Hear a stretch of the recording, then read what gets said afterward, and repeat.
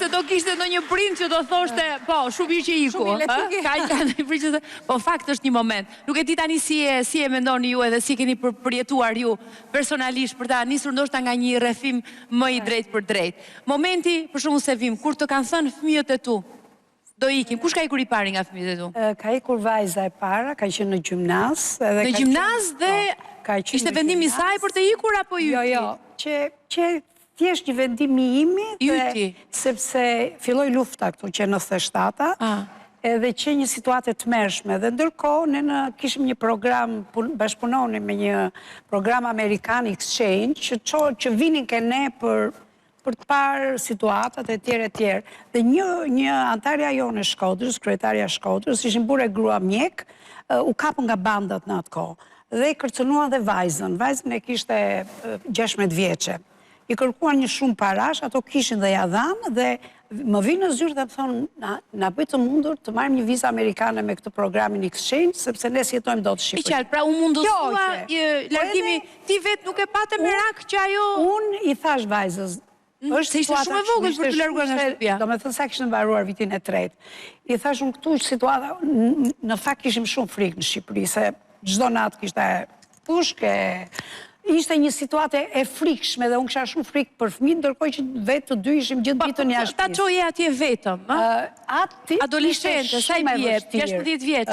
I doli për një herë viza, ajo shkoi, ka qenë shumë, nuk mund t'ju arrëfej sa e vështirë ka qenë për mua dhe për vajzën. Edhe për vajzën, për të integruar se jetonin në një familje, ishte shumë e vështirë, Djali pastaj iku vetë me dëshirën e madhe për të ikur, se donte edhe aktrim, ishte e kemi larë me lotë. Për herë të parë që mami unë kam vendosur të iki, për mua ka qenë shumë. E kujton si qasë? Sidomos, mbasi kisha çuar vajzën, dhe më thot djali, për mua ishte shumë e vështirë, a ishte i shkëlqyer në matematik, dhe i dolën këtu 2 fakultete, dhe ka qenë rasti, takoj atë dekanën e fakultetit, që është djali tim? Që është djali jot? I them unë ai bukurosh, ishte në vit parë student. Ai ka 6 muaj që s'vjen shkollë. Kur shkum në shtëpi, tha mami, unë nuk studioj matematik, unë dua tiki të vazhdoj për aktrim. 2 fakultete, se ka bërë ekonomiku, pastaj ka filluar matematikën. 2 vitet e para, ekonomik dhe matematik. Kështu që një rasti edhe ikja ti në një nga universitetet më të mira që në Australi, ku ka mbaruar Nicole Kidman, me Gibson, që ishte fakultet... Kjo është pjesa e krenaristët, tani, kur thua përmend Nicole Kidman e Mel Gibson, është pjesa që të bën krenar. Mund të them vetëm një detaj, ditën që ka përcjell djali në aeroport, ka qenë fatos Lubonja në aeroplan, dhe djali tim ka qarë tërkohë në fluturim. Ne qanim këtej, a i ka qarë në fluturim, po tërkohën, dhe pastaj na ka bërë një letër, dhe policia aeroportit të tonë, që jeti shumë që qanë, që jeti e burti, se kjo është koncepti i shqiptarve që burat gjithë qanë. Ka qenë një moment shumë i të mërshëm, mos themi sot, se sot është ndryshe, po flasë 20 vjetë për para, ka qenë shumë dhimbje e madhe të largosh shëmit, për cilën ne është arsyeja që jetojmë, edhe aq më tepër brezi tim, ka bërë gjithë shka vetëm për fëmijët. Kemi shkrirë çdo 2 lekë që kishim, ne i bëm shkolla. Po jo vetëm brezi juaj, edhe ju një gjithë. Sidomos se sot mundësit janë dhe ndryshe. Mia duket sikur nga njerë jep totalisht një kuptim tjetër jetës për këdo, edhe projektohet diçka më pas ndryshe. Arlinda, si ka qenë për ty momenti i largimit të djalit? Një lloj si vajza e Sevimit, një lloj Patriku iku edhe shumë i vogël. Domethënë, po historia nisi si lojë, në fakt, sepse ishte 16 vjeç, ishte në një shkollë, ishte shkëlqyer me mësime, madje mësuesja tani është shumë i madh burr, po është një moment nga diplomimi. Më thoshte, mësuesja matematikës më thoshte, ç'e mban këtë fëmijë kot këtu, sepse edhe mua më dukej e çuditshme se fakt shumë pak dinim. Tani dihet shumë më shumë për shkollat, dhe një moment ai nisi dhe tha, unë do shkoj dhe do ta provoj. Do ta provoj nëse arrit të marr një bursë. Dhe në atë kohë, ky kolegji St. Clair's, ku ka qenë Patriku dhe bëri International Baccalaureate, nuk e di nëse vazhdon, po kishte një program dhe ata bënin ca konkurse. Edhe unë thash, s'ka për të fituar gjë ky, dhe kisha një çik këtë pjesën i vogël, nuk besoj se do ndodhi ndonjë gjë, dhe nisi si lojë. Ai vajti. Në një farë mënyrë e bie që ti thellë nuk doje. Jo, thellë nuk doja se prandaj se mendoje që do ndodhte. Mua e fëmijë vetëm, domethënë vetëm Patrikun kam. Dhe ai bëri këtë provimin. ku i dhanë bursë, i dhanë gati bursë të plot, edhe ishte vërtet nuk mund t'i thoje jo. Ishte një moment, pra a i tregoj që për ca kohë një kolegj që ishte boarding school i jep një bursë, do thot që në një farë mënyrë i vë një lloj stampe. Po ishte shumë e vështirë dhe mua më kujtohet që muajt e parë ishte një gjë e tmeshme, një fëmijë 16 vjeç që hikën nga shtëpia, ku është rritur me gjithë mirat, se Patriku vërtet është rritur me gjithë mirat, dhe ti shkon në një vend dhe në kushte shumë spartane. Ti si e kujton çastin kur kuptove që do ndodhte? Do ndodhte, aty pastaj kisha një moment që domethënë tamam mos bardh dhe futa logjikën dhe thash okay, tani kjo që ka ndodhur vëri një gur zemrës se kishte një komponent shumë, po dhe një lloj budallallëku do thosha, domethënë nuk e kuptoja mirë. Me thënë vërtet çdo të thot.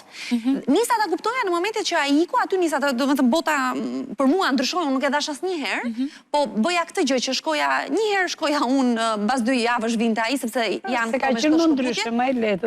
Ka pas më afër, po. Udhëtimi nuk qenë aq i lehtë sepse ishte edhe me 2 aviona atëherë. Jo, po lëvimi i ka pas në Australi dhe në Amerikë, në Shtetet Bashkuara, kontinente të tjera. Gjithsesi ishte një lloj kështu, po ishte një lloj thellë një budallik, nëse nuk e di nëse do ta bëja më. Dhe pastaj filloi rrugtimi i tij dhe unë jam krenare për se ku ka arritur edhe që ai e zgjedh vetë se ku do të rri. Mirë po, në fakt e tregoj në çdo moment që kjo mundësi që ju dha, në fillim nga shkolla, po pastaj investuam dhe ne, sepse ishte universiteti, ai çdo gjë, pra Patriku nuk është shkëputur nga Anglia prej 12 vjetësh tashmë, është në punë prej 6 vjetësh, nuk pati asnjë shkëputje, nuk më dha asnjëherë asnjë lloj shqetësimi, dhe ishte, domethënë vërtet fëmia model për cilën unë jam krenare. Ka ardhur më në kontinent? Po nga ana tjetër, jo, vjen gjithmonë. Vjen gjithmonë dhe thot, dhe shumë e bukur sepse Patriku flet shumë mirë shqip, ka lidhje, lexon libra shqip, shumicën e librave lexon anglisht natyrisht për shkak të punës, por lexon shumë shqip dhe gjuhën shqipe e flet në mënyrë fantastike. Do me thënë, ka dhe kjo është për mua një gjë që është e mrekullueshme, po ja njoh atij, sepse asnjëherë nuk i ka hequr, nuk i ka ndarë shpirtin nga vendi vet. Nëse ai do të thoshte ty sot, mami ka vendosur të kthehem në Shqipëri, si do ndjehesh ti? Nuk do kisha asnjë problemi.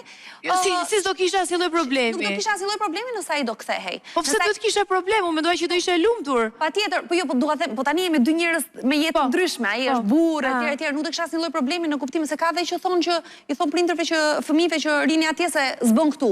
Këtu, domethënë, ka dheun e vet, edhe nëse ai vjen, po duhet të ndihet mirë. Kjo është shumë e rëndësishme, se dëgjova atë zonjën që tha nuk e di ai dash sepse mundësia duhet dhënë. Pastaj zgjedhja e përket fëmijës. Dhe fëmijës, çfarë fëmijë? 28 vjeç, tashmë ai ka marrë rrugën e vet edhe nuk i dihet, edhe mund të kthehet, por për momentin është në një punë të mirë, po bën karrierën e vet, e ka nisur nga gaveta, se kjo është dhe shumë e rëndësishme, se shpesh herë dhe çfarë ndodhi më pas, dhe këtu doja ta thoja pak Rudina, çfarë ndodhi më pas është që me që u mor kjo modeli i shkollave në Angli, hajta çojmë në Angli, shumica dhe njerëzve me para e çuan fëmijët në Angli me idenë që ti marrim të sillim drejtorat e biznesit vet. Kjo është gabim, sepse në një farë mënyre, fëmia nëse nuk bën një eksperiencë jashtë, nuk ka kuptim që ta bësh këtë, do me thënë se do të sjellë Anglinë në Shqipëri. Me thënë, është një koncept pak i gabuar, e kuptoj shumë mirë që prindrit paguajnë shumë amaramëndse, tani gjithmonë më i shtrenjtë është bërë, ikja dhe, por duhet pasur kuptim edhe për parat, të cilat ti shpenzon për fëmijën, duhet kesh edhe të bësh dhe 2 llogari, sepse në fundit, domethënë nuk mund ta japësh kështu pa edhe nëse i ke. Unë mendoj dhe nga eksperienca ime kam arrit në këtë lloj konkluzion.